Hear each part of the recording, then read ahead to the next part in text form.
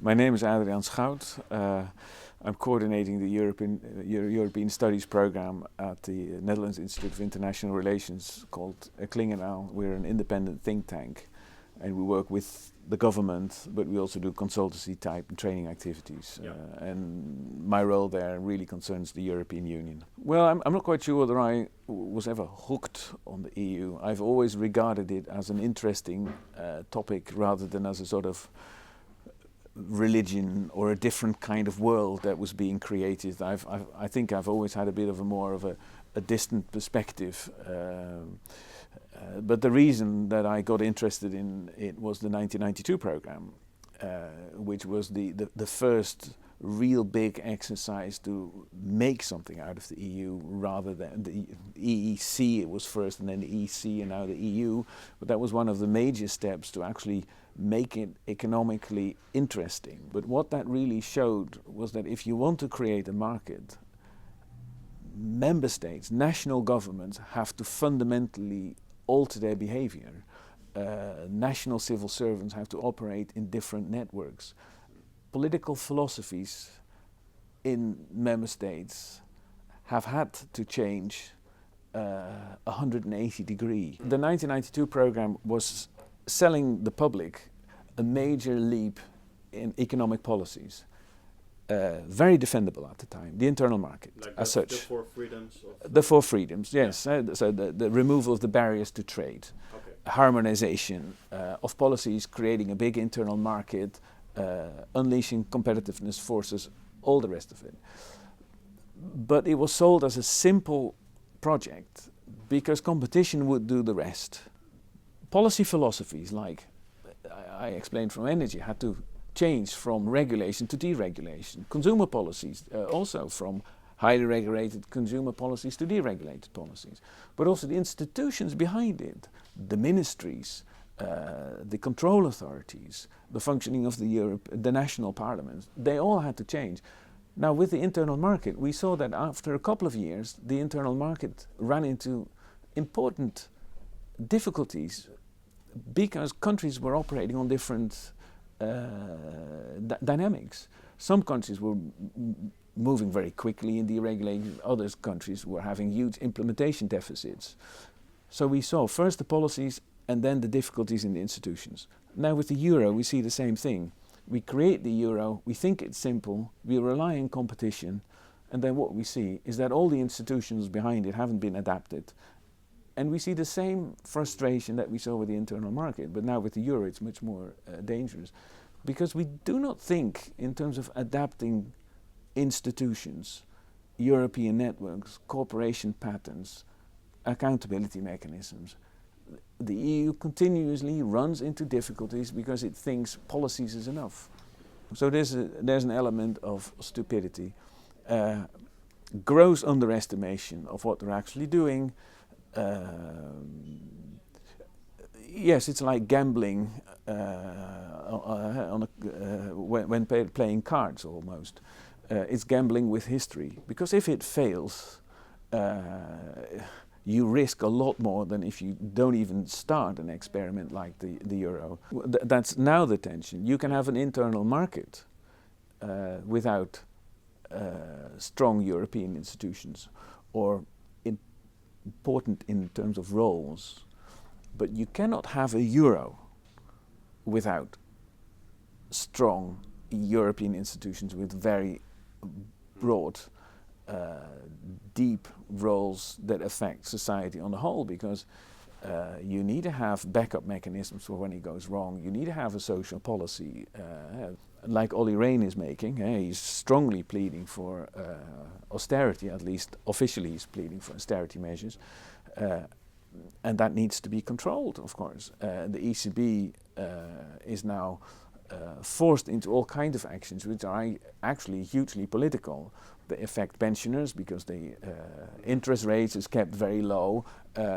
So the decisions that the ECB takes do have a very profound influence on many, many voters, but there's nothing they can vote about. So an internal market without strong institutions, at least in terms of the European Parliament, yes, possible.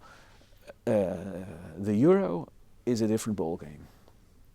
Well, of course, it's being built via salami tactics.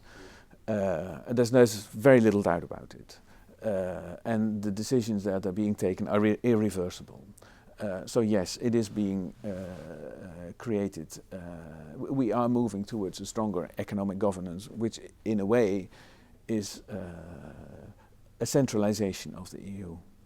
Now this has got a couple of very major dangers attached to it. The question is, can you centralize institutions that gather data from the member states, that analyze the data from the member states, that form opinions and recommendations, and that monitor the member states?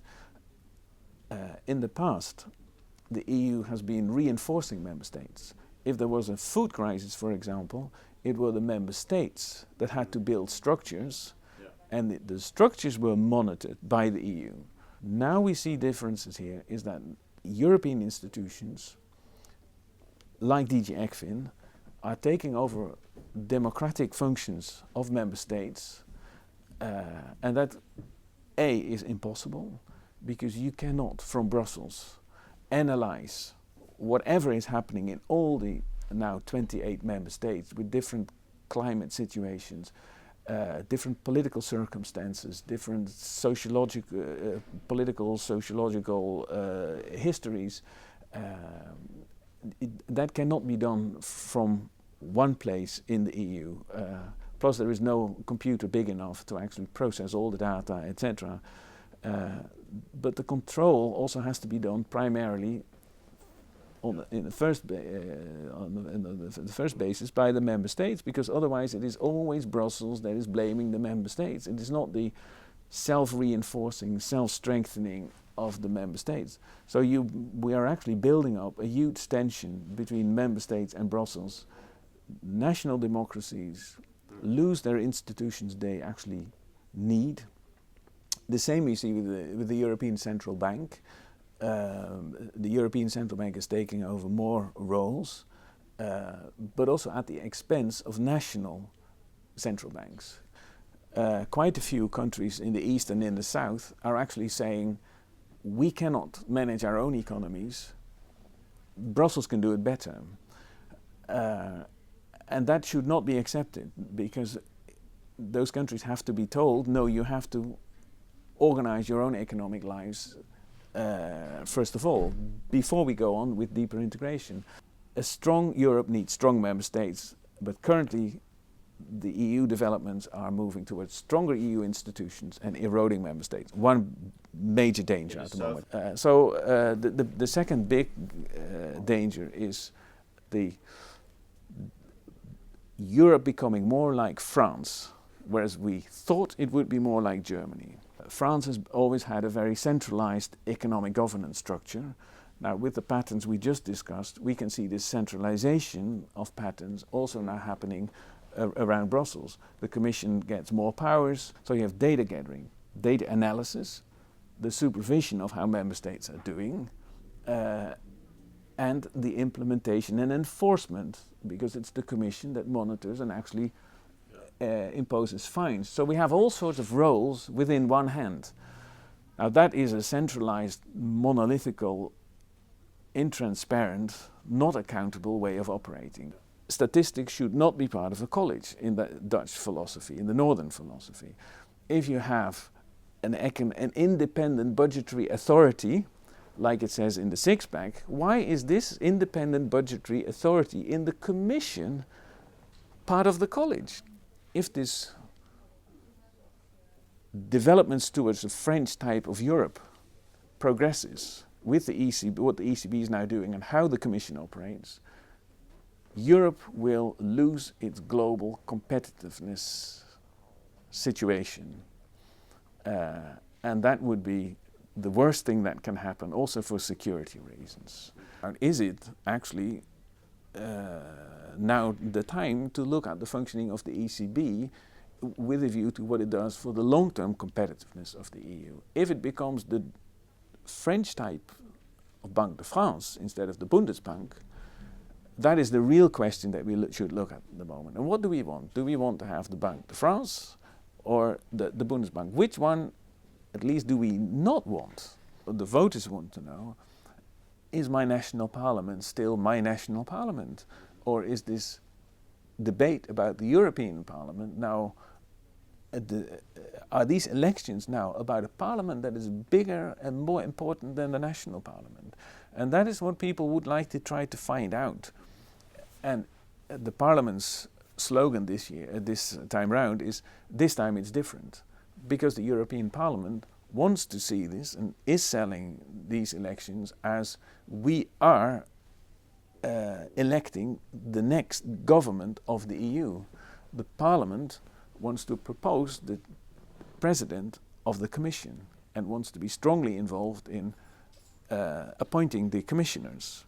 So that is actually a normal government process. It's elections about a government. So this time it is about a government. So it is about institutions. Okay, let's focus on this. People don't like it though. But if you look at what is now happening in the member states, the member states still write their own programs, still come up with their own leaders for the campaigns. The Dutch Labour Party has not appointed Schulz to campaign for. So it is a national agenda with a national figure.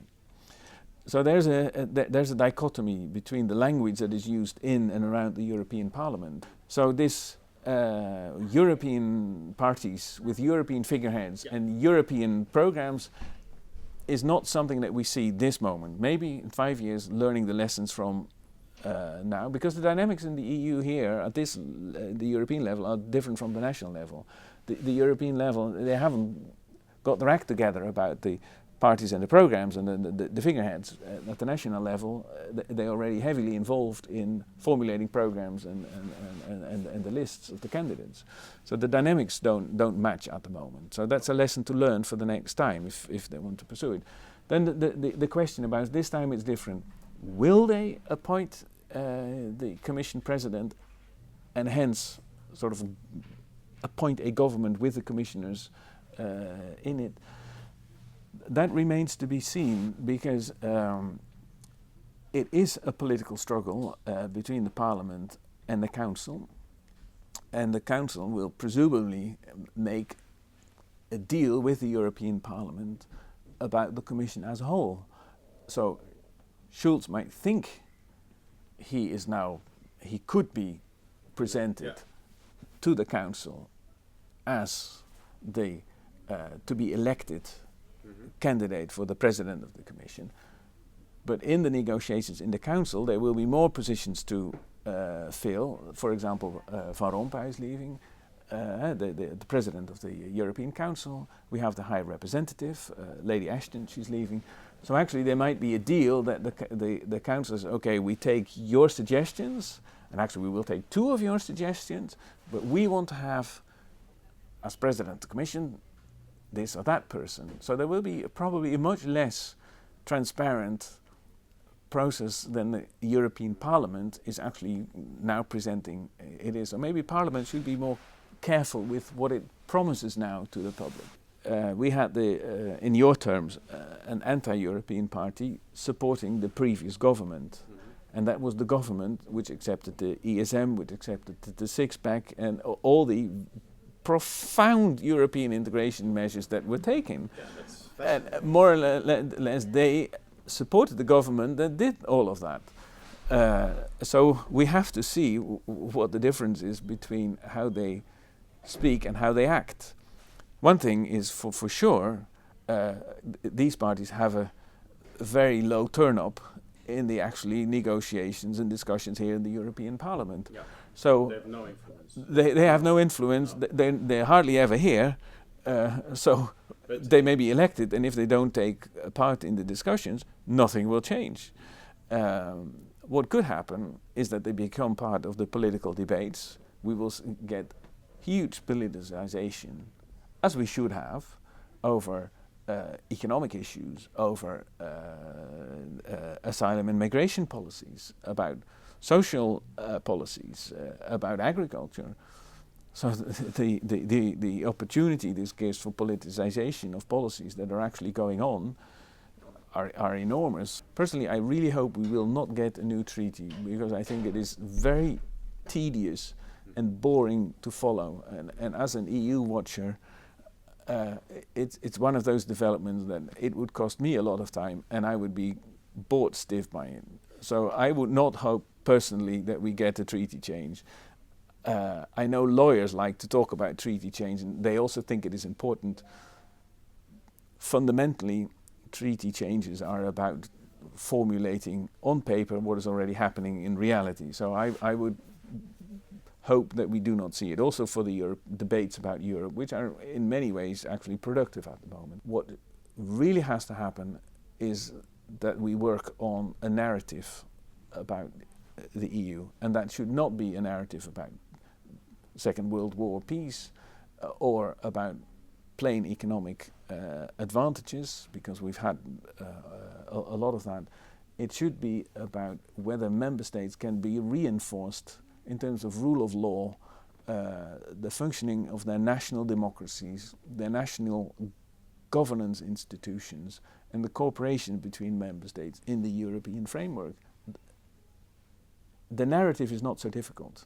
If the narrative is about reinforcing member states, I think we have immediately bridged the gap between the pro and the anti-Europeans. And without this narrative, the EU will fail. So what has to happen is that this narrative about the future of Europe is being formulated, and that the EU institutions are able to sell it, which I don't think Schulz could ever do. Thank you very much, for your time.